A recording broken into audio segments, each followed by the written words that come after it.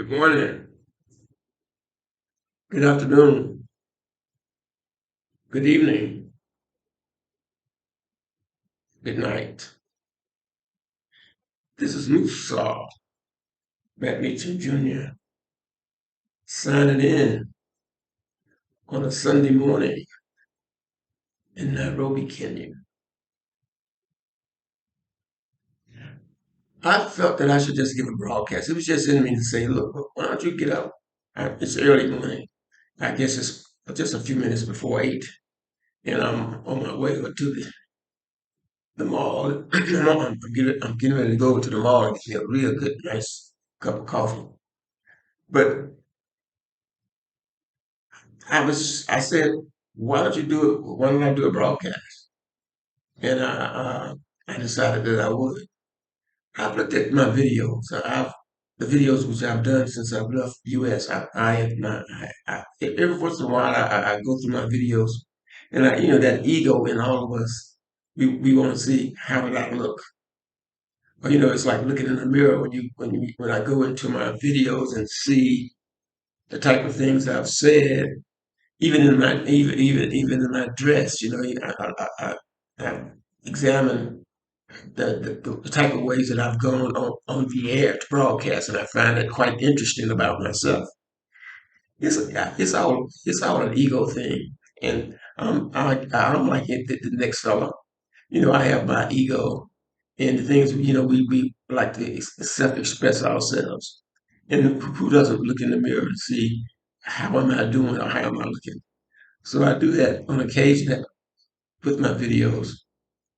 Some of them I look at them and I say, "Wow, that I didn't like the way I looked."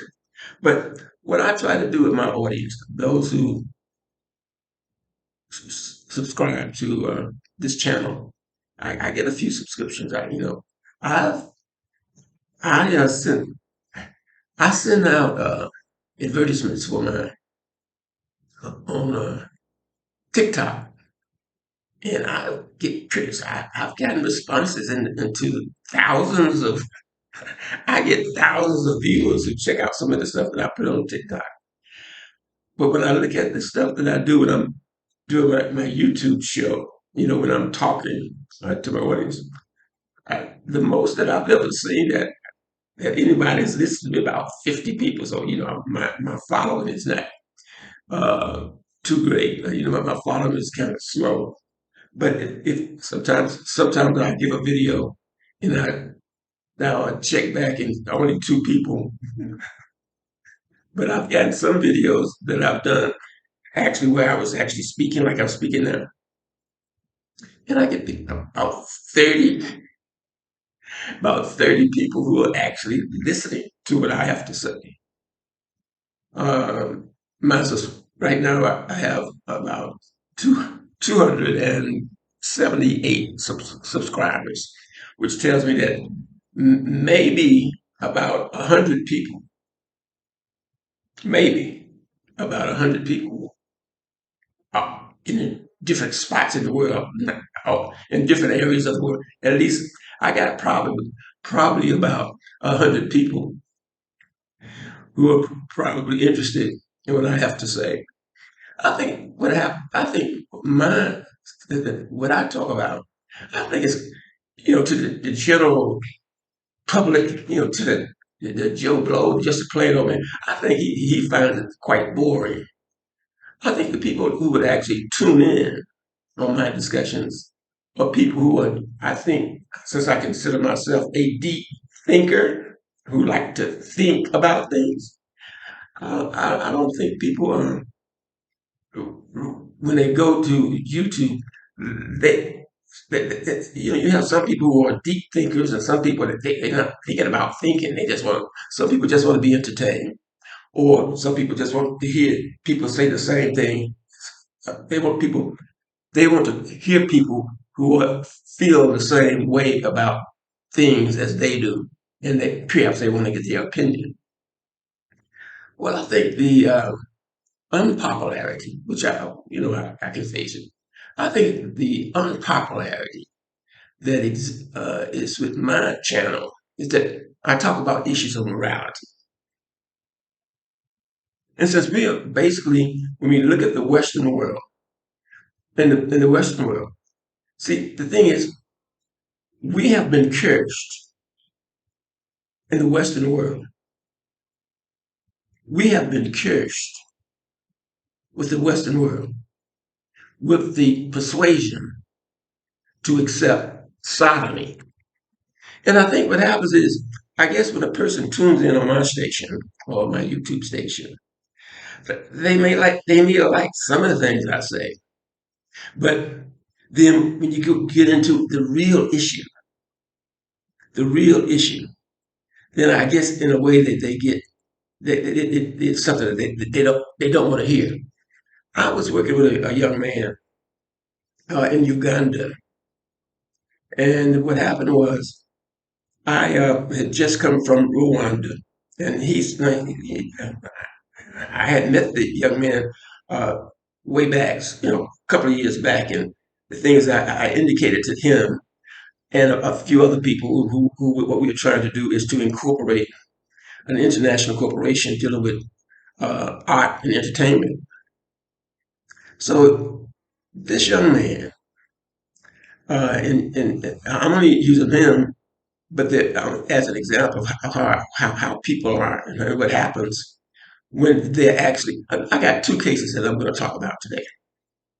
After I talk about the young man, I want to talk about a case that happened here in Nairobi just yesterday. It really I mean, I was really ticked off, but I wasn't. I wanted to talk about it yesterday, but the words wouldn't come. But I think I should be able to talk about it today. What the young man, what first of all, okay, first of all, even when I first met him and invited him to help me in this idea, this concept I had of an idea, and I had already allotted a very. He was in charge. I had him for a very responsible, profitable position. Okay, even when I talked to the young man, the first time that I met him, he told me he was he showed me, he showed me his papers, told me he was an accountant. Okay. And I said, I need an accountant. Especially, I'm trying to do an international, I'm basically interested in incorporating an international big company that would stretch out from Rwanda to Kenya.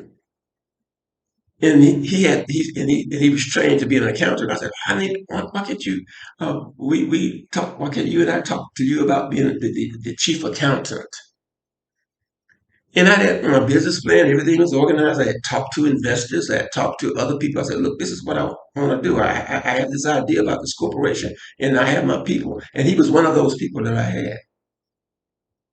Now, when I approached him, or when we met, and then I began to talk to him about the corporation, I knew, I knew that he was a homosexual.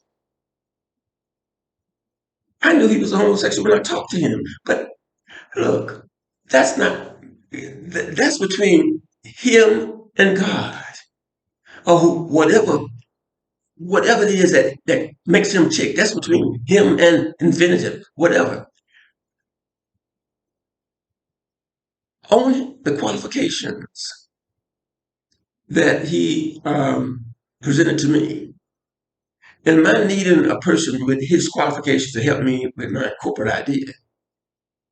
This was over a year ago when I spoke to him, and we began to talk, and we were emailing the whole time when I was in the U.S. trying to find probably investors who could help me with this corporation. I knew that this young man was a homosexual when I first met him. You know, look, here I am, a 73-year-old man. Look, wait a minute. I mean, I've traveled the world, so even if you don't say, just say to me that they say you're coming out, you come out. Well, you guys who are homosexual, you carry an aura, and I knew that the young man was a homosexual, but that was not my issue. That was his issue. That was the issue that he had to deal with however he dealt with it, whether with his religion or whatever it was. I wasn't concerned about that. What I was concerned was he is a human being who has a special talent, which I feel that can help me with my corporate idea. So, despite of the fact, okay, no, I reject sodomy, but I don't reject the human being. I reject sodomy. I think it's the utmost of wrongs for human beings to do. But the idea of sodomy, but then you got the idea of sodomy and the idea of the human being. So I say I'm gonna call him. I'm not gonna use his real name. I'm gonna call him Joe.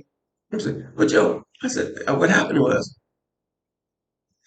I brought two phones for him to use because basically, okay, he didn't have anything to work with, so I brought some phones to him that I had. I brought to him from Rwanda where he could work with me when I'm abroad or when I'm not in Uganda.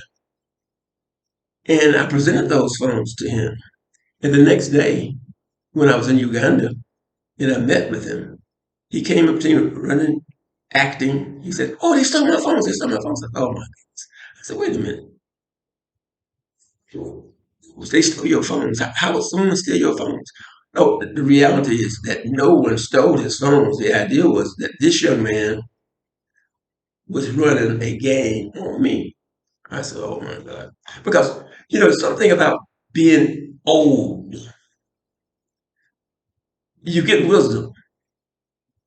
And I said to him, I said, "Bob, Joe," I said, "Look, I don't accept that. I mean, why did you come to me and tell me that someone stole the phones when we know that they didn't steal the phones? It's something that's going on between you and some other individuals."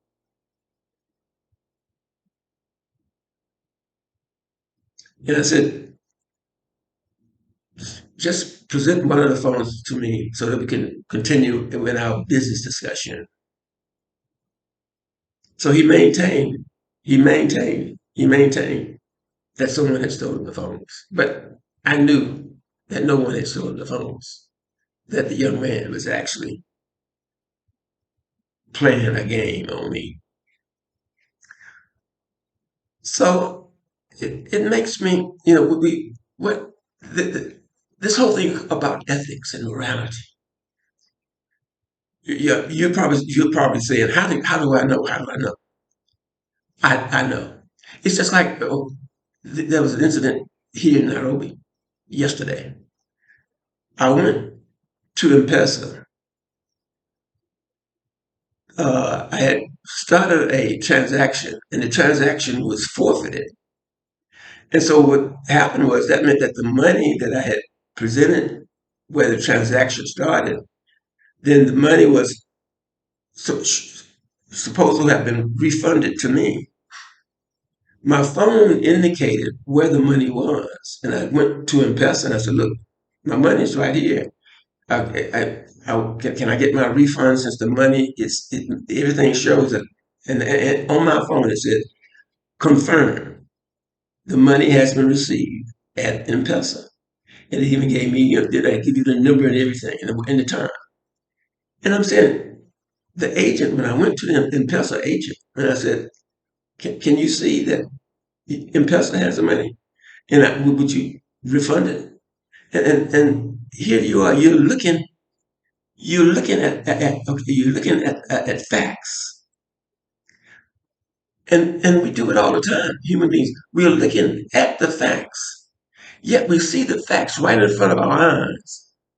Yet we deny that it is a fact.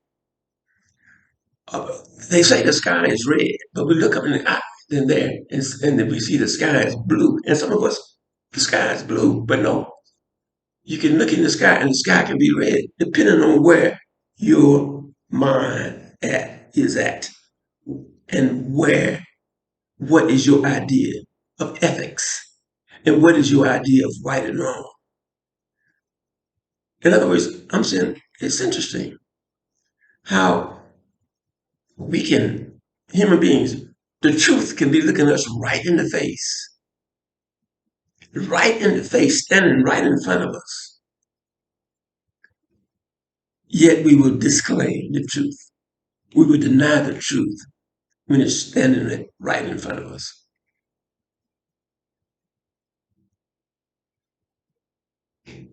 What is the truth? This is Musa Meacham Jr. signing off in Nairobi, Kenya. I'm going to get me a cup of coffee. And I am signing out if I can figure out. Got it.